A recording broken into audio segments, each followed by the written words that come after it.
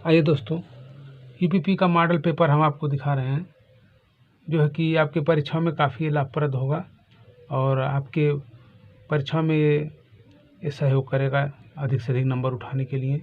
जो संभावित क्वेश्चन ही लेंगे हम और आपको गाइडलाइन इससे मिलेगा और इस पे ज़्यादा से ज़्यादा फोकस करके इसको अध्ययन करिएगा, ठीक है। ये मॉडल पेपर परीक्षा से पहले देख के तब जाइएगा। आइए पहला क्वेश्चन देखते हैं हिंदी से।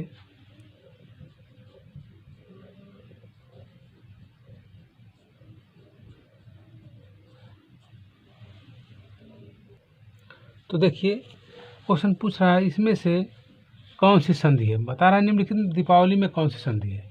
तो दीपावली, ठीक है। इसको देखिए क्या कौन सी संधि है, कैसे आप पहचानेंगे।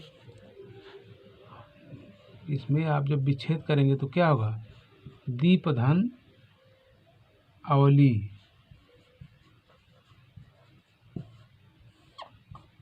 बराबर दीपावली। फिर कौन सी संधि है, इसमें आपको दीर्घ, दीर्घ मतलब समझते हैं, अकस सवाड़े दीर्घ, ठीक। दीप धन अवली में ही है आपका दीपावली। दीप अ मिल रहा है ना, प्लस दीप धन अ बराबर आ, ये आपको मिला ना। तो इसी तरह दीर्घ हो जाएगा आपका। देखिए यहाँ दीर्घ पहले पे सही है, ठीक है, यही आपका आंसर होगा। गुण संधि, गुण संधि का आप डिफिनेशन जानते ही होंगे, नहीं जानते तो बता ही दे रहे हैं, ट्रिक से मान के चलिएगा। अब चलिए हम सभी का ट्रिक से हम चर्चा कर दे रहे हैं जल्दीबाजी में। आइए तो पहले देख लिए दीर्घ संधि। आपका दीर्घ संधि का डिफिनेशन जान रहे हैं ना, अकस बड़े दीर्घ, यानी जिसमें आपके अकस बड़े दीर्घ, तो संस्कृत जो भी संधि पढ़े हैं उनके लिए तो आसान है, लेकिन जो लोग नहीं पढ़े हैं उनके लिए थोड़ा दिक्कत होगी। तो कोई दिक्कत नहीं, आप इत्मीनान से आइए पढ़िए, हम ट्रिक से पढ़ाएंगे एक एक संधि को। आइए दीर्घ को ट्रिक से बता रहे हैं, कैसे पहचानेंगे ये दीर्घ है। अकस बड़े दीर्घ तो आप जानते ही हैं, लेकिन इसमें बड़ी मात्रा क्या होती है, एक ट्रिक जान लीजिए। बड़ी मात्रा आती है, क्या आता है, बड़ी मात्रा। जिसमें लगे कि बड़ा मात्रा है वो क्या हो जाएगा, अकस बड़े दीर्घ और दीर्घ हो जाएगा। जैसे मान लीजिए दीपावली हो गया, ठीक है, सुरेंद्र हो गया। सुरेंद्र तो आपका उसमें चले जाएगा, गुड़ में चले जाएगा। तो दीपावली मान लीजिए हो गया, अन्याय हो गया, शस्त्रार्थ हो गया, रामावतार हो गया, पीताम्बर हो गया, ठीक है, सत्याग्रह हो गया। ये कौन सा है, अकस बड़े दीर्घ, बड़ी मात्रा। मान लीजिए यहाँ आपका दीपावली दिया था ना, देख लीजिए दीपावली, तो क्या है, बड़ी की मात्रा है ना, दीपावली मिला ना, तो ये बड़ी की मात्रा हो गई, यहाँ से पहचान लीजिएगा, ठीक। अब मान लीजिए आपका सत्याग्रह दे, सत्याग्रह में कौन सा संधि, सत्याग्रह, ये सत्य अधन अ बराबर आ, सत्याग्रह, यानी ये आ की मात्रा यहाँ बड़ी मात्रा, ठीक है, यहाँ बड़ा हो गया, ऐसे यहाँ बड़ा हो गया। तो आपको इसे ट्रिक से जल्दी मार दीजिएगा, ठीक है। मान लीजिए सीमांकित,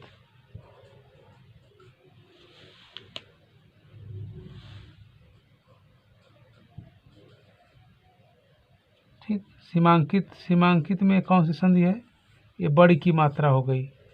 जब आपको ये लगे कि इसमें बड़ा की मात्रा है तो आप उसको अकस बड़े दीर्घ संधि मार दीजिएगा। आइए दूसरा संधि हम बता रहे हैं आपको। तो ये देखते हैं दूसरा आपको दिया है गुण संधि। ये गुण संधि दिया है, आप कैसे पहचानेंगे गुण संधि है।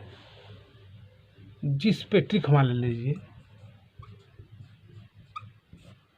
जिस मात्रा पे यानी जिस वर्ण पे, जिस वाक्य पे ये महसूस हो क्या कि एक मात्रा, जिस पे एक मात्रा लगा हो, क्या हो, एक मात्रा ऊपर लगा हो, तो क्या हो जाएगा, एक गुण संधि हो जाएगी। मान लीजिए आपको सुरेश लिखा है, ठीक, क्या लिखा है, सुरेंद्र मान लीजिए, चाहे सुरेश मान लीजिए, ठीक, ये एक मात्रा दिख रहा है, ये सुरेंद्र, इसमें भी एक मात्रा दिख रहा है। परोपकार, ठीक है, देखिए कितना बड़ा शब्द है, लेकिन यहाँ एक मात्रा दिया, कौन संधि होगी, आपका गुण संधि हो जाएगा, जिसपे एक मात्रा दिखाई दे, जिसके ऊपर ऐसे एक मात्रा लगे तो वहाँ अक्सर गुण संधि हो जाएगी। लेकिन कभी कभी ट्रिक नहीं काम करता है, इसको ध्यान दीजिएगा। तो आपको अगर याद है कि इसमें कैसे कैसे होता है, जैसे मान लीजिए जब अ और आ, या गुण है कि जब आ के पश्चात ई हो, या तो मान लीजिए ए हो, जैसे बड़े में आ जाए एक मात्रा में, अ और आ के साथ उ हो तो ओ, यानी ओ हो जाता है। जैसे इसी तरह से आपको सॉल्व करना है, ठीक है। तो यानी एक मात्रा है, ट्रिक मान के लिए, इतना ज़्यादा तो याद नहीं हो पाएगा, लेकिन जिसके ऊपर एक मात्रा दिखाई दे अक्सर, ठीक है, वो क्या होगा, गुण संधि होगा। तो देखिए वृद्धि संधि, इसमें दो मात्राएं दिखाई देंगी, और यण संधि में आ आया तो क्या हो जाएगा, यण संधि हो जाता है। इसमें अक्सर क्या होते हैं, ये तीन ही अक्षर के होते हैं। मान लीजिए एक देख लीजिए वृद्धि संधि में, मान लीजिए आपको कि ये लगे कि इसमें दो मात्राएं हैं, दो मात्राएं में जैसे मतैक्य, ठीक है, इसमें क्या लगेगा आपको,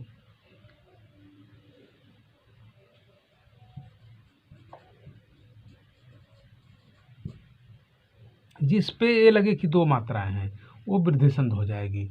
और यण संधि, यण संधि तो जानते हैं कि ई के पश्चात विजातीय स्वर हो, या यू के साथ उ के पश्चात अन्य स्वर हो, तो व तथा ऋषि के पश्चात अन्य स्वर हो तो र हो जाता है, यानी अत्यंत।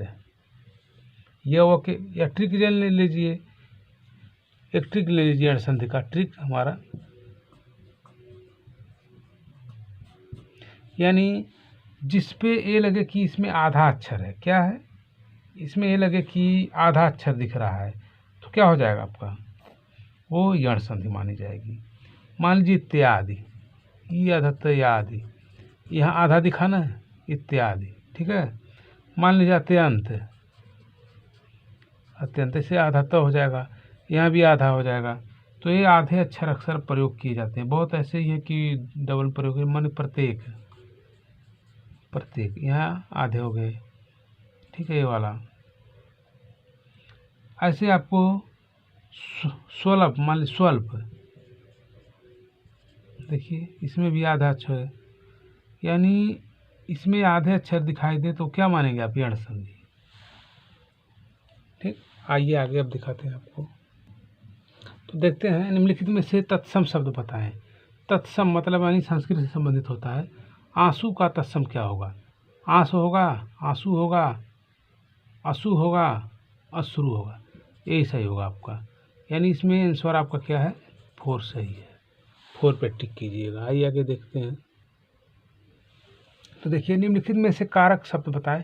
पेड़ से पत्ते गिरते हैं, कौन सा कारक होगा, संबंध कारक, कर्ता कारक, संबोधन कारक और अपादान कारक।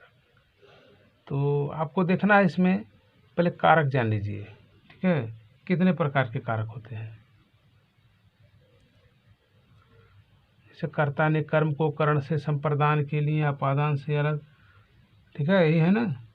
अधिकरण में जैसे बस में, अधिकरण में, ठीक है, में आता है। संबंध में जैसे मान लीजिए काकी की, रानी नानी आ जाता है। तो इसमें क्या पूछा है आपसे, पूछा है कि इसमें पेड़ से पत्ते गिरते कौन सा कारक है, यानी अपादान, अपादान कारक क्या है, आप तो जानते ही हैं, किसी वस्तु से किसी चीज़ का लगाव होता है तो वहाँ क्या हो जाता है, अपादान। यानी अलगाव होने की प्रक्रिया क्या होगी, ये देख लीजिए, यानी अपादान। आपका आंसर क्या हो, कौन सा होगा, आपका आंसर चौथा सही होगा। तो बताइए निम्नलिखित में से कौन सा समास है। छमाही में समास क्या है, छमाही का जो है द्वंद्व समास है, तत्पुरुष समास, द्विगु समास और कर्मधारय। तो छमाही में आपका होगा द्विगु समास। क्या हो जाएगा? द्विगु समास। तो द्विगु समास में क्या होता है, जहाँ पे ए लगे कि आपको संख्या का बोध होता है। जैसे मान लो छमाही, 6 का माह मतलब 6 महीने का। छमाही में कौन सा समास होगा आपका? द्विगु समास। द्विगु समास वैसे अनेक प्रकार के समास होंगे। मान लीजिए द्विगु समास जान गए आप। द्वंद्व समास, जहाँ पे दो वस्तुओं में घर्षण उत्पन्न हो, जैसे माता पिता, हान लाभ, यानी विपरार्थक हो, वो क्या होगा? हो जाएगा आपका द्वंद्व समास। तत्पुरुष समास, जैसे यहाँ कारक का संबोधन हो, जैसे कर्ता ने कर्म को कर्ण से संप्रदान के लिए अपादान से, तो ऐसे जब महसूस हो तो वह तत्पुरुष समास हो जाएगा। जैसे राजपुत्र, राजा का पुत्र, तो तत्पुरुष कर्म चल जाएगा उसमें। अब कर्मधारय समास, कर्मधारय समास वो समास होता है कि उसकी बात की जाए लेकिन वो प्रत्यक्ष में रहे ना, मतलब वो दिखाई न दे। जिसके विषय में बात किया जाए ये कर्मधारय समास में, वो रहे ना, मतलब वो दिखाई न दे, उसे हम क्या कहते हैं? कर्मधारय समास कहते हैं। जैसे मान लीजिए महात्मा, महान है जो आत्मा, यानी कौन आत्मा? वो दिखाई नहीं दे रहा है, यानी जो इसमें ट्रिक है, जो शोक की इत्यादि आ जाए उससे आप कर्मधारय समास मान लीजिए। मान लीजिए महावीर, वीरों में महावीर, ठीक है। राजपुत्र, राजा का पुत्र, ये तत्पुरुष समास हो गया। अब कर्मधारय में देख लीजिए नीलकमल, नीला है कमल, महावीर, महान वीर है, ठीक। ये आपका क्या हो जाएगा? कर्मधारय समास हो जाएगा, ठीक। आगे आइए दिखाते हैं आपको।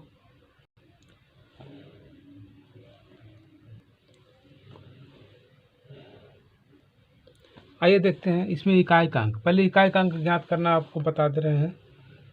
जो है इकाई का अंक में, यानी इसके लास्ट डिजिट में इसके लास्ट डिजिट में ऐसे गुणा किया जाता है, फिर इसके और इसके ऐसे गुणा किया जाता है। तो आइए हम बता रहे हैं आपको। इसमें आप 1 लीजिए, ठीक है, इसमें हल कीजिए 1 गुणे, ठीक है। और इसमें आपका 9 हो जाएगा, 9 गुणे, ध्यान दीजिएगा हल कर रहे हैं। और इसमें 5 है, 5 इंटू, इसमें 8 है ना, 8 को कीजिए 8, इसमें क्या 7 है, इसको 7 से कीजिए, ठीक है। अभी क्या करना है आपको? इकाई का अंक ज्ञात करना है, तो करिए गुणा।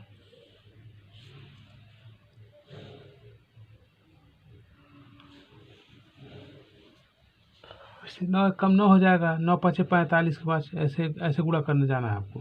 पहले इसका इसमें कीजिए, 9 गुणे 1 करेंगे, 9 कम 9 हो जाएगा।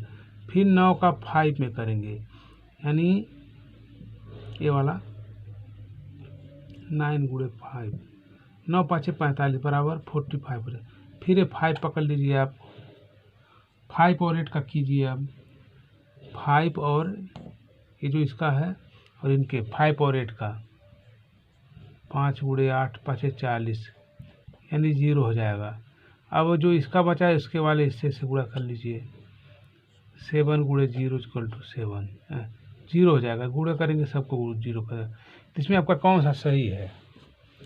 ये देख लीजिए, तीसरा आपका आंसर आ रहा है, यही सही होगा 3, ठीक है। ऐसे आप सॉल्व करिएगा। इकाई का अंक अक्सर पूछे जाते हैं, ये संख्या पद्धति आपको दी गई है उसमें से है। आइए पुनः दूसरा क्वेश्चन देखते हैं। तो इसमें बताइए कौन सा इकाई का अंक है। तो आइए पहले देखते हैं, इसका लास्ट डिजिट, इसका लास्ट डिजिट पूरा करिए, हल कीजिए। 8 गुणे 1 बराबर 1 हो जाए, 8 करने 8 हो जाएगा ये, ठीक है। अब इसका गुणा इससे डिजिट कीजिए, 8 गुणे 0 बराबर 0, तो इसका क्या हो जाएगा? यहाँ इकाई का अंक 0 है, 3 पर 3 सही हो जाएगा, यानी आंसर आपको 3 लगा देना है, टिक कर देना है। आइए आगे दिखा। तो आइए देखते हैं नंबर सिस्टम में निम्नलिखित संख्या का योग बताना है आपको। 1 से 100 तक संख्याओं की योगात्मक संख्या क्या होगी। तो इसमें ऐसे पता नहीं लगेगा आपको, तो आपको हम एक सॉल्व बंद करने के लिए सूत्र दे रहे हैं, उस पर आप सॉल्व कर लीजिए। सूत्र है मेरा n प्लस, ठीक है, n into n plus 1/2, n plus 1/2 यन आपका संख्या हो जाएगा, 1/2 का सूत्र ही है, यन संख्या हो जाएंगी। चलिए रखिए, अब हल पर रखिए इसको। 1 से 100 तक क्या कह रहा है, 1 से 100 तक कितनी संख्या आपकी है, 100। कितना संख्या है, 100। ठीक, n प्लस 1 यानी 100 प्लस 1/2। इसको सॉल्व कीजिए, ये 50 हो जाएगा। काटेंगे आप तो 50 हो जाएगा ना, 50 गुणे हाई, इसको तो जानते ही हैं, 101 हो जाएगा। कितना हो जाएगा, 101। अब इसका जब गुणा करेंगे तो क्या हो जाएगा, यानी आपको हो जाएगा 50 50। आपका आंसर कहीं है सही, हाँ यही आंसर सही होगा। आंसर आपका तीसरा सही है। ऐसे जल्दी से रिवीजन कर लीजिए। इसका ही सूत्र है n प्लस, वो देख लीजिए, हाँ n इंटू n प्लस 1/2। किसी संख्या का योग जोड़ना हो तो यही सूत्र है। क्या है, यही सूत्र है, यही मस्त वाला सूत्र है। ये आपको n प्लस n यहाँ क्या है, ये देख लीजिए, n है, n मतलब नंबर, संख्या, यही आपका सूत्र है। n इंटू n प्लस 1/2, यही आपका सूत्र है। इसी पे सॉल्व करेंगे आप। तो आइए इतिहास से थोड़ा क्वेश्चन देख लेते हैं। क्वेश्चन है कि पहिए का आविष्कार कब हुआ था। पूरा पाषाण काल, भूतकाल में, नवपाषाण काल में और मध्य पाषाण काल में। तो आप तो जानते ही हैं, पाषाण मतलब पत्थर होता है, काल मतलब समय, यानी पत्थरों के समय।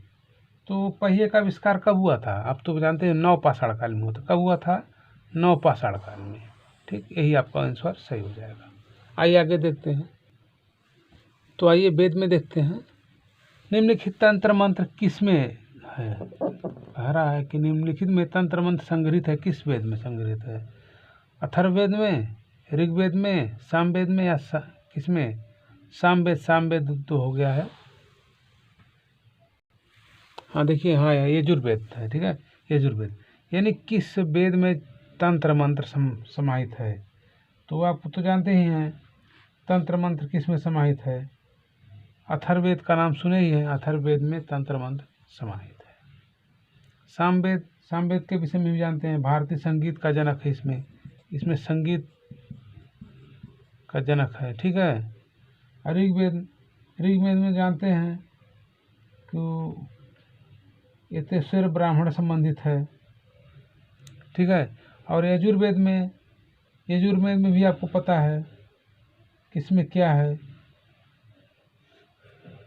आपका, जिसे मान लीजिए अथर्ववेद में तो जान ही गए हैं, सामवेद में संगीत का है। ऋग्वेद, ऋग्वेद में आपको जानते हैं किसमें ज़्यादा विश्वास रखते हैं। सबसे बात का निर्मित वेद 10वां मंडल वेद है। इसमें ऋग्वेद में वर्णित सभी पवित्र नदी सरस्वती का मंदिर है। ऋग्वेद में सर्वाधिक बार सिंधु सभ्यता का प्रयोग किया गया है। सिंधु नदी को ये इसमें अधिक बार, सर्वाधिक मतलब 1 से अधिक बार। जो कि ऋग्वेद में क्या है, कृष्ण द्वैपायन वेद, वेद व्यास कहते हैं इसको। ऋग्वेद काल में आजीवन क्या अविवाहित रहते थे, कौन, वैदिक काल में जानवर में अघन्या कहते थे, इससे मनो गाय को नहीं मारा जाएगा। ऋग्वेद में आजीवन अविवाहित रहने वाले। अब तो आप ऐसे नहीं साधु सन्यासी नहीं देख रहे होंगे। पहली महिला का क्या कहा जाता है, जैसे अमाजू, जो ऋग्वेद में अविवाहित जो महिलाएं रहती थी उसको क्या कहते थे, अमाजू। ठीक है, ऐसे था। और सबसे प्राचीन वेद कौन सा है, ऋग्वेद। अब तो ये इसके विषय में जान नहीं रहे हैं, यही है। ठीक है, इसको ध्यान रखिएगा, वेद से भी एक आध क्वेश्चन पूछ लेता है कभी कभी। तो वेद को भी से गायत्री मंत्र किस में लिया गया है, ऋग्वेद के 3रे मंडल से लिया गया है। ऋग्वेद में गायत्री मंत्र 3रे मंडल से लिया गया है। गायत्री मंत्र किसको समर्पित है, सूर्य देवता को, सावित्री को समर्पित है। ठीक है, 8वें मंडल में ऋचाएँ कहलाते हैं, इससे खिल जाता है उसका। ऋग्वेद में सबसे बाद निर्मित जानते ही हैं 10वां मंडल था। इसी कारण गद्यपद का किसे हम जानते हैं, यजुर्वेद को। गद्यपद को क्या जानते हैं, यजुर्वेद। यहाँ है इसे गद्यपद, इसमें गद्य और पद, ठीक है। गद्यपद का वेद यजुर्वेद है। तो ऐसे आप सभी वेदों को थोड़ा थोड़ा जान लिए हैं, और हमेशा इसको ध्यान करिएगा कि जो क्वेश्चन है इम्पॉर्टेंट सभी हम बता दे रहे हैं, और ऐसे आप इसको ध्यान करके वेद को भी एक बार ध्यान दीजिएगा। तो आइए थोड़ा महात्मा बुद्ध से भी देख लीजिए। महात्मा बुद्ध का जन्म कहाँ हुआ था, आप तो जानते हैं लुम्बिनी में हुआ था। कहाँ हुआ था, लुम्बिनी में, ठीक है। अब महात्मा बुद्ध के विषय में थोड़ा सा जान लीजिए। बुद्ध की जो जन्म स्थान तो लुम्बिनी ही जानते हैं, 563 ईसा पूर्व के करीब में, ठीक है। बुद्ध के जन्म का प्रतीक क्या था, कमल एवं सांड था। बुद्ध की मृत्यु कहाँ हुई थी, कुशीनगर में हुई थी 483 ईसा पूर्व में। बुद्ध की मृत्यु की घटना कहाँ हुई थी, कैसे क्या कहा जाता है उसे, महापरिनिर्वाण कहा जाता है, ठीक है। बुद्ध के पिता का नाम क्या था, शुद्धोधन, शाक्य कुल के थे शुद्धोधन जी। बुद्ध की माता का नाम महामाया देवी था, जो कोलिस वंश थी। बुद्ध का जन्म नाम, जैसे अन्य बुद्ध के जन्म के बाद अन्य नाम हुआ रखा गया था सिद्धार्थ। क्या रखा गया था, सिद्धार्थ। बुद्ध के प्रथम गुरु कौन थे, अलार कलाम थे। बुद्ध के प्रिय घोड़े सारथी का क्या नाम था, कत्थक एवं चन्ना, ठीक, दोनों नाम था। बुद्ध के गृह त्याग की घटना कब थी, महानिष्क्रमण कहते हैं। जैसे बुद्ध की जो गृह त्याग किए थे तो महानिष्क्रमण कहा जाता है। बुद्ध के गृह त्याग का प्रतीक कौन था, घोड़ा था। बुद्ध ने प्रथम उपदेश कहाँ दिया था, सारनाथ में दिया था। ऐसे क्वेश्चन पूछे जाएंगे, ध्यान दीजिएगा, इसको एक बार और नोट करते रहिएगा। जो हम मौखिक बोल दे रहे हैं, लेकिन इसको नहीं, इसको सुनते रहिएगा, विचार में आए तो वीडियो रोक करके अपना कमेंट करिए या उसको नोट बनाते रहिए। सर्वाधिक उपदेश कहाँ दिए थे, श्रावस्ती में दिए थे। और बुद्ध ने अपने उपदेश किस में दिए थे, पाली भाषा में भी दिए थे। त्रिपिटक ग्रंथ बुद्ध के उपदेशों के ग्रहण थे। बौद्ध धर्म के त्रिरत्न कौन थे, बुद्ध, धम्म और संघ। बुद्ध शरणम गच्छाम कहते नहीं थे, तो बुद्ध के 3 जो त्रिरत्न थे कौन से, बुद्ध, धम्म और संघ। बुद्ध चरित्र की रचना किसमें है, अश्वघोष में है। तो आइए आगे और दिखाते हैं आपको। तो इसमें बताइए कितने त्रिभुज हैं। ये मॉडल पेपर में आपका दे रहे हैं हम, इसे नंबरिंग नहीं किए हैं, उससे ज़्यादा से ज़्यादा हम क्वेश्चन करा दे रहे हैं आपका। इसमें बताइए कितने त्रिभुज हैं। तो आपको पहले ही बताए हैं हम कि इसको अकाउंट कीजिएगा कितने त्रिभुज के कॉलम हैं। तो इसके नियम के तहत चलिए, देखिए 1 2 यहाँ 3, और इधर से देख लीजिए 1 2 यहाँ 3। तो हमारा सूत्र क्या है, सूत्र तो आप जानते ही हैं, हमने कल भी बताया था, अगले वीडियो में भी दिया है सूत्र। सूत्र आपका यही है, क्या, देखिए कह रहा है कि इसमें बड़ी संख्या का वर्ग क्या था, बड़ी संख्या का वर्ग गुणे 2 - 5, यानी यही था। तो बड़ी संख्या मतलब n हो गया, n यही आपका सूत्र था। तो इसमें कितने, सबसे बड़ी संख्या कौन सी, 3 है। 3 का वर्ग 2 - 5 इंटू यहाँ गुणे है, तो 3 त्रिक का 9 गुणे 2 - 5, 9 दूनी 18 - 5 = 30। यही आपका आंसर आएगा, कितना आएगा, यही आंसर आएगा। तो देखिए 30 का यहाँ आया 13 है, यही आपका सही होगा। आपको इसमें कितना हो कॉलम दे दिया जाए ज़्यादा से ज़्यादा, तो सबसे बड़ी संख्या का वर्ग करेंगे, ठीक, उसमें गुणा करके 2 - 5, यानी n × 2 - 5 सूत्र है, इसी को रख के इसी पर सॉल्व करेंगे, आंसर आपका आ जाएगा। गिनिएगा नहीं, गिन नहीं पाएंगे आप, गिन के आप भूल जाएंगे कैसे कैसे क्या है, सब भूल जाएंगे। लेकिन ये सूत्र रखिएगा, n × 2 - 5, बस इतना ही। उसके बाद उसी पर आंसर रख लीजिए, सबसे बड़ी संख्या का वर्ग कर दीजिएगा, और उसके बाद 2 - 5 का मल्टीप्लाई करके घटा लीजिएगा, आपका आंसर आ जाएगा। आइए आगे देखते हैं। तो देखिए इसमें कितने वर्ग हैं। वर्ग वाला तो अभी आपको पढ़ाया नहीं है, लेकिन आइए हम वर्ग को भी बता दे रहे हैं। ठीक है, कैसे आप वर्ग निकालेंगे। पहले इसको छोड़िए, पहले हम आपको वर्ग का सूत्र बताते हैं। ठीक है, वर्ग कैसे निकालते हैं। देखिए यहाँ कितना दिया है, 1 2 3 4, 1 2 3 4, यानी 4 4 कॉलम इधर से भी है। अब कितने वर्ग हैं। ठीक है, ऐसे आप तो ज्ञात नहीं कर पाएंगे, तो देख लीजिए, काउंट करिए 1 2 3 4। अब यही से काउंट कर लीजिए 1 2 3 4, यानी 4 इधर है 4 इधर है।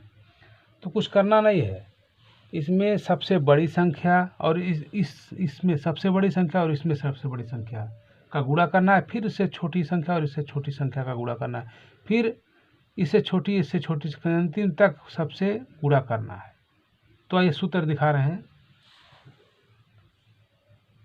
यानी इसमें बड़ी संख्या उसमें बड़ी संख्या का गुणा करना है। तो चलिए हल करके बता रहे हैं आपको हम। आइए लीजिए, इसमें 4 है ना, करिए 4 × 4 60 हो जाएगा।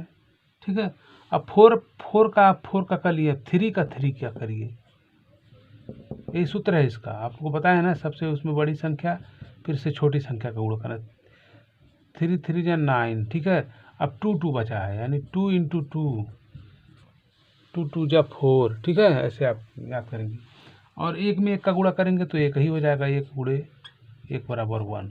ठीक है, अब काउंट कर लीजिए, इसको करिए, 9 1 10, 6 16 4 20, 20 के 0। ठीक है, और 2 हाँ करिए, 2 1 3, आपका कितना हो गया, 30 हो गया। कितना हो गया, 30। अब देखिए, अब कितना आसान है। अब इसमें आपका आंसर यही मिल गया 30, यानी तीसरे आंसर आपका कौन से होगा, ये तीसरा। ठीक है, तीसरा का 30 हो जाएगा, यही आपका आंसर होगा। आइए और बताते हैं आपको। देखिए इसमें कितने वर्ग हैं, देखिए इसमें कितने वर्ग हैं। तो आपको हम सूत्र बताए थे कि इसमें अधिकतम संख्या और इसमें अधिकतम संख्या का मल्टीप्लाई करते हुए जाएंगे, फिर उससे कम, फिर उसके से कम, यही सूत्र है। उसके बाद आपको वर्ग में निकल जाएगा। तो करिए, पहले काउंट कर लीजिए कितने वर्ग हैं, 1 2 3 4, 4 ऐसे हैं। अब ऐसे वर्ग कर लीजिए काउंट, 1 2 3 4 5 6 और 7। अब तो ये न, पहले आप किए थे इधर से 4 इधर से था, लेकिन अब क्या हो गया, इधर से 4 है तो उधर से 7 है, तो कोई दिक्कत नहीं, आपको इससे कोई घबराने की बात नहीं है। ऐसे क्वेश्चन घुमा फिरा के दिया जाता है, क्योंकि एग्जामिनर का मुख्य मोटो होता है कि उसको छांटना, कम से कम संख्याएं वहाँ पर आएँ और अपने स्थान को ग्रहण करके और सर्विस को प्राप्त करें।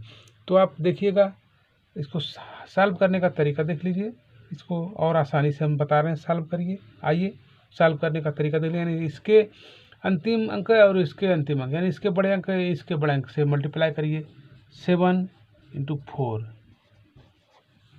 मिल गया ना आपका। अब इसको 7 और 4 का, अब इसको 6 और 3 का कीजिए, कितने, 6 और 3 का करिए, ठीक मिला ना। अब देखिए, अभी इसको 6 और 3 का कर लिए, फिर 5 और 2 का करिए, 5 और 2 का, 5 दूनी 10 हो जाएगा। ठीक है, अब उससे कम का करिए, 5 और 2 का किए हैं, अब 4 और 1 का करिए, 4 × 1 = 4। ठीक, अब इसको जोड़ लीजिए, 8 दूनी 16, 4 20 के 0। ठीक है, 2 2 4 2 6, यानी 60। अब देखिए इसमें कौन सा सही है, ये देख लीजिए, इसमें यह मिल गया आपका आंसर। ठीक, ऐसे आप वर्ग निकाल सकते हैं। इसमें वर्ग को हम पढ़ाए नहीं थे ज़्यादा, लेकिन अब इसमें 2 क्वेश्चन रिवीजन करें। इसी तरह से आपका कम से कम दे दिया जाए तो उसी तरह से कर लीजिएगा, इसके बड़े अंक से इसके बड़े अंक से, फिर उसके छोटे इसके छोटे अंक से, ऐसे ऐसे करते हुए आगे वर्ग के बढ़ा कर सॉल्व कर लीजिएगा। अंदाजी नहीं मारिएगा, अंदाजी मारने से आपका क्वेश्चन गलत हो जाएगा। तो आइए बताइए अब आयत के विषय में। अब आप आयत के विषय में थोड़ा नहीं बताए थे, तो आयत के विषय में भी जान लीजिए। इसमें बताया कि क्वेश्चन दे दिया जाए कि इसमें कितने आयत हैं, तो कैसे आप ज्ञात करेंगे। ठीक, आप ऐसे नहीं ज्ञात कर पाएंगे जब तक आप ठीक से नहीं, ऐसे गिनते रह जाएंगे और एग्ज़ाम का टाइम समाप्त हो जाएगा। 2 ही 4 क्वेश्चन टेकअप कर पाएंगे। तो आइए हम आपको बताते हैं, पहले सूत्र जान लीजिए, ठीक है। सूत्र अभी निकाल के दे रहे हैं आपको। देखिए पहले 1 2 3 3 आयत है, ऐसे है, ठीक है। ऐसे आप 3 आयत, और ऐसे देख लीजिए कितने आयत हैं, 1 2 3। आप इधर से भी 3 आयत और इधर से भी 3 आयत पा गए। तो कुछ करना नहीं है, पहले आपने ऐसे त्रिभुजों में ज्ञात किए हैं तो उसको थोड़ा सा उसे हट के है, लेकिन सूत्र उसी से संबंधित है। तो आइए हम हल करके बता रहे हैं आपको, सूत्र निकाल देंगे उसी में से। देखिए 1 2 3 जोड़िए, इसको अकाउंट कर लीजिए, इसके आयत को अकाउंट कीजिए। 1 + 2 + 3 = करिए 3 2 5 1 6, यानी 3 2 1 कितने हो जाएंगे 6। अब ऐसे भी करना है, काउंटिंग करना है आपको, 1 2 और 3, ये भी क्या हो जाएगा 6 हो गया ना 6। तो अकाउंटिंग जो है इसके आयतों का योग, आयतों के योग और योग का गुणनफल, इनके आयतों योग का गुणनफल, ये सूत्र है आपका। अब करिए, अब एक स्टेप और बचा, यानी 6 गुणे, अब इसमें 6 मिला, इसमें 6 मिला, कर लीजिए। जब 6 गुणे 6 करेंगे आप तो 36 हो जाएगा, यानी 6 का और 6 में मल्टीप्लाई करेंगे तो 36। सूत्र लिख लीजिए तुरंत, सूत्र निकल गया आपका, यानी आयतों का योग, योग का गुणनफल, आयतों योग और उसके गुणनफल, यानी इसका योग कर लीजिए, उसके बाद गुणनफल कर लीजिए उसी योग का, यहाँ से सूत्र से इसका योग, उसके बाद उसका गुणनफल, ठीक। ऐसे आप किसी का भी निकाल सकते हैं। आइए दूसरा बता रहे, इसमें देख लीजिए, मिला लीजिए कितना हो, 36 यहाँ मिल गया आपका, चौथा ऑप्शन सही होगा। तो देखिए इसमें कितने आयत हैं, तो आपको यही वही सूत्र लगाना है जो पहले आपको आयत को बताए हैं, ठीक है। इसमें कम या बेसी हो जाए, लेकिन नियम आपका वही रहेगा, 1 2 3 4। अब ऐसे काउंट करिए, 1 2 3 4 5। तो चलिए लगाइए, हल करिए आप यहाँ से, 1 2 3 4।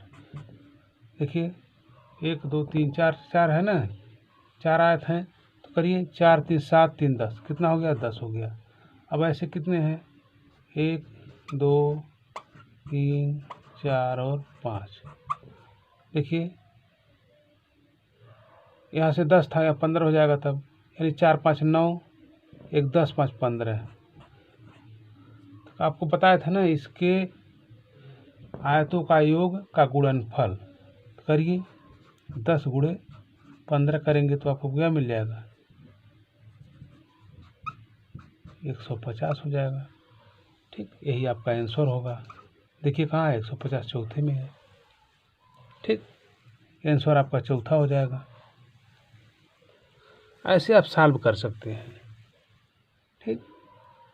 अगर आपको समझ में आता है तो लाइक और कमेंट करिएगा, और अपने दोस्तों को भी बताइए, ठीक है। चैनल पे बताइए, क्योंकि चैनल पे कोई पैसे और शुल्क की व्यवस्था है नहीं, फ्री में पढ़ाया जा रहा है। अगर आपको समझ में आता है तो अपने मित्रों को भी बताइए कि भाई इसको भी पढ़ें, उनका भी जीवन सार्थक हो जाए, वो भी अपनी सफलता को प्राप्त करें, ठीक है। लाइक और कमेंट इत्यादि करते रहिए भाई। जो भी नहीं समझ में आता तो कमेंट करिए कि सर ये नहीं समझ में आ रहा है, हमको बताइए, पुनः बताएंगे हम। तो आइए हम दूसरा सवाल लेते हैं। 3 व्यक्ति, ठीक है, 3 व्यक्ति रोज 5 घंटे कार्य करते हैं, 7 दिन में समाप्त कर लेते हैं उसी कार्य को। 5 व्यक्ति 7 घंटे कार्य करते हैं, उसी कार्य को कितने दिन में समाप्त करें। यानी यहाँ 3 व्यक्ति थे, 5 घंटे कर रहे थे, यहाँ 5 व्यक्ति 7 घंटे करेंगे, उसी कार्य को कब समाप्त कर देंगे। तो ऐसे तो आप कंसेप्ट जान नहीं पाएंगे। आइए हम एक सूत्र बताते हैं, उसके अनुसार से लगाएंगे, तुरंत लग जाएगा, ठीक है। ज़्यादा नहीं ध्यान देना है। आइए मान लीजिए व्यक्ति को हम निरूपित करेंगे, किसमें, व्यक्ति को हम मान लीजिए व्यक्ति को हम यम से करें, व्यक्ति बराबर यम लिख लें, ठीक है। और घंटा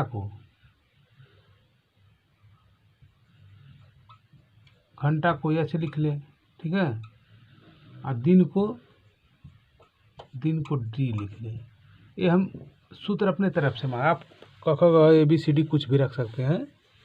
तो आइए इसको हम देखते हैं। पहले जान लीजिए इसको व्यक्ति को आप क्या लिखे हैं, यम लिखे हैं। तो यम बराबर यम1 मान लीजिए, यम1 बराबर 3, ठीक। अब फिर व्यक्ति कहीं है इसमें, हाँ यहाँ व्यक्ति है, इसको यम2 कर लीजिए, यम2 बराबर 5, ठीक। अब घंटा को क्या लिखेंगे आप, हावर्स में ना, एच1 बराबर क्या लिखेंगे आप, एच वन कितने घंटे में हुआ है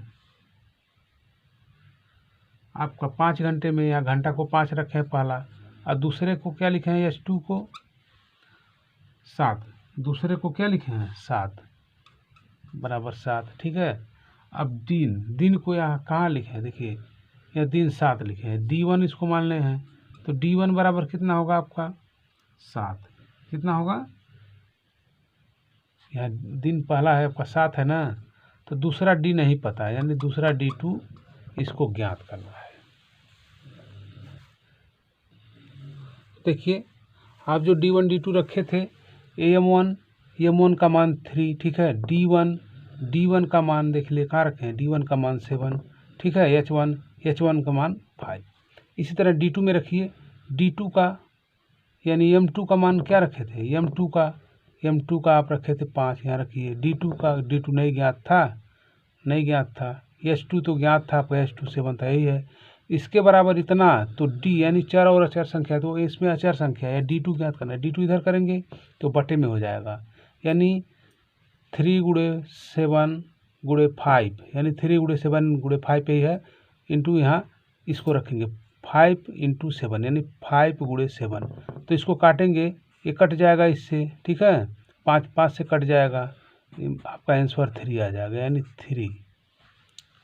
3 दिन में उस कार्य को 5 व्यक्ति 7 घंटे 3 दिन में पूरा कर लेंगे। आपका आंसर यहाँ दिया था, देखिए यहाँ हम लगा दिए हैं, ध्यान दीजिएगा। पहले में 3 था, दूसरे में 6 था, यानी तीसरे में 8 दिन था, और चौथे में 5 दिन था। तो पहले में ही 3 दिन था, ये आपका सही होगा। यानी आंसर आपका कौन सा सही होगा, आंसर आपका पहला सही हो जाएगा 3, ठीक। ऐसे लगा लीजिएगा, कितना हूँ मिले, अगर ऐसे आपको मिले व्यक्ति कारण, तो D1 D2 में बदल के उसको लगा लीजिएगा इत्मीनान से। इसी अनुसार से अनेक क्वेश्चन को सॉल्व करेंगे, आपको आसान लगेगा।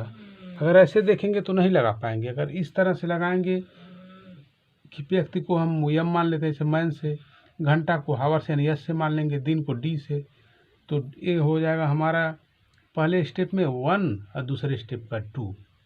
तो ऐसे आप ज्ञात करके किसी को भी ज्ञात कर सकते हैं, चाहे D1 का ज्ञात करें, चाहे M1 का ज्ञात करें, चाहे किसी का ज्ञात करना हो, तो ऐसे आप मान रख के उसका तुरंत उसको सॉल्व कर लेंगे, ठीक। अंदाजी नहीं मारिएगा, सॉल्व करके ही मारिएगा इसको किसी सांकेतिक भाषा में, ठीक है।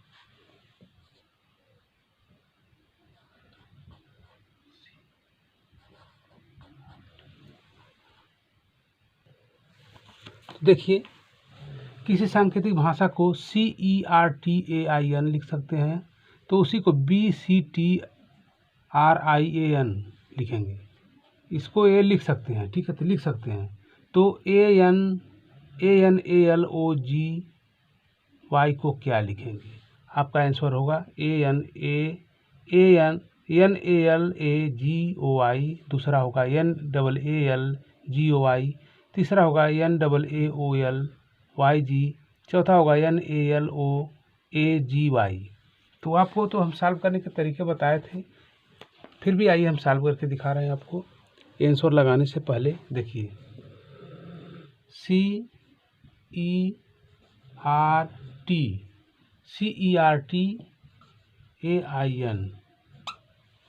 क्या लिख सकते हैं, इसको कहा रहा है बी, क्या कह रहा है,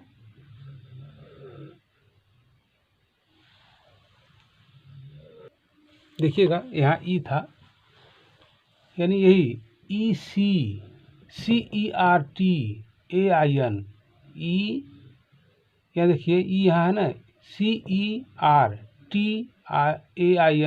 को ECTRIAN लिख सकते हैं। तो उसी भाषा में ANALOGY को क्या लिख सकते हैं। तो यहाँ सॉल्व करे हैं आप, देखिए आइए यहाँ सॉल्व कीजिए। कर रहा है सी, यही उतारेंगे हम, CERTAIN CERTAIN, ठीक है, यन से बना लीजिए यन। इसको यन को क्या लिखे हैं, EC, ठीक है, ECTRI,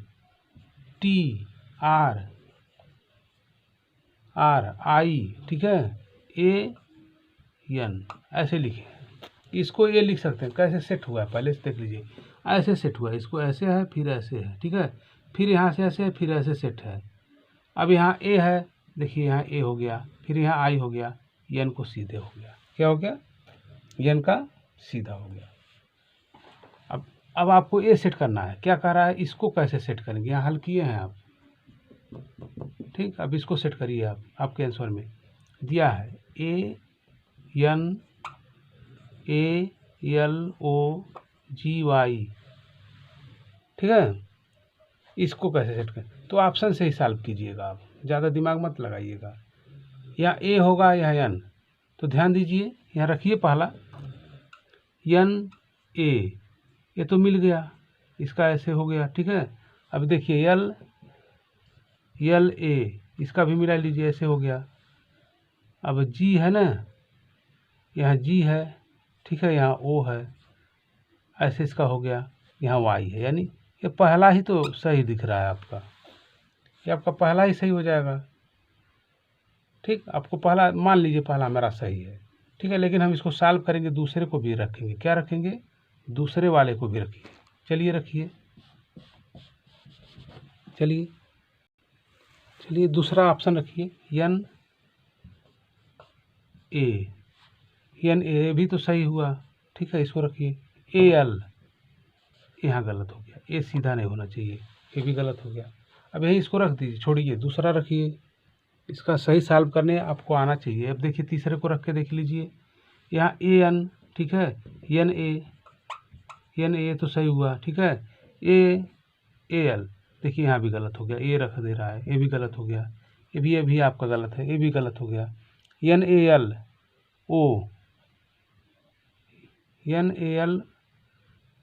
ठीक है, यहाँ LO हो गया, गलत हो जाएगा, यहाँ देखिए सीधे इसके नीचे आ जाएगा वो, तो यानी आपका ए ही सही होगा, क्या होगा, ए ऑप्शन आपका सही है, ठीक। ऐसे ही आपको दे तो तुरंत सॉल्व कर लीजिएगा लगा करके। आइए दिखाते हैं आपको, किसी सांकेतिक भाषा BILLO को 2466 तथा DIG को 345 लिखा जा सकता है, तो NUT को 798 लिखा जाए, तो BUILDING को क्या लिखेंगे। तो आपका ऐसे ऑप्शन दिया है, लेकिन आप पहले सॉल्व करिए, सॉल्व करना जान जाएंगे तो एकदम गलत नहीं होगा, ठीक है। हल करिए,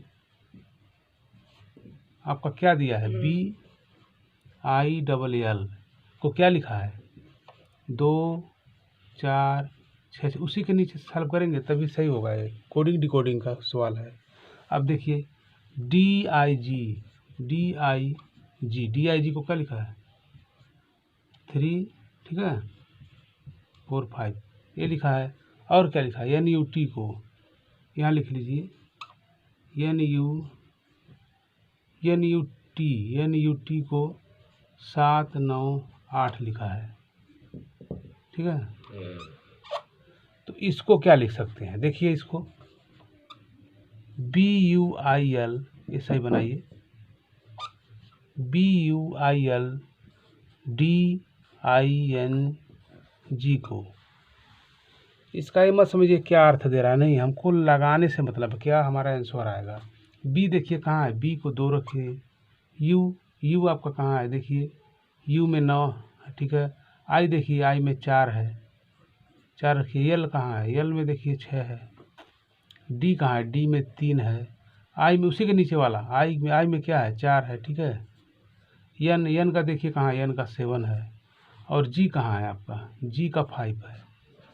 ऐसे आपको अनेक क्वेश्चन बनाएंगे, ठीक है। ये यहाँ से दूसरा है, आपको ऐसे दे देगा तो आपको ऐसे सेट करना है, पहले सेट कर लेंगे ना, उसके बाद तुरंत लगा लेंगे। देखिए 2 9 4 6 3 4 7 5 किस ऑप्शन में है, ये तो नहीं है, ये भी गलत हो गया आपका, ये भी 9 से शुरू हो गया, ये भी 2 सही है। 2 9 4 6 2 9 4 6 3 4, देखिए यहाँ गलत हो गया, 3 नहीं है, 4 3 है। अब चौथा देखिए 2 9 4 6 2 9 4 6 3 4 3 4 7, यही सही होगा आपका। यानी आंसर आपका कौन सा सही हुआ, आंसर चौथा सही हुआ आपका। ठीक, ऐसे आप सॉल्व करिएगा इत्मीनान से। ऐसे अनेक क्वेश्चन सॉल्व किए जा सकते हैं आपका।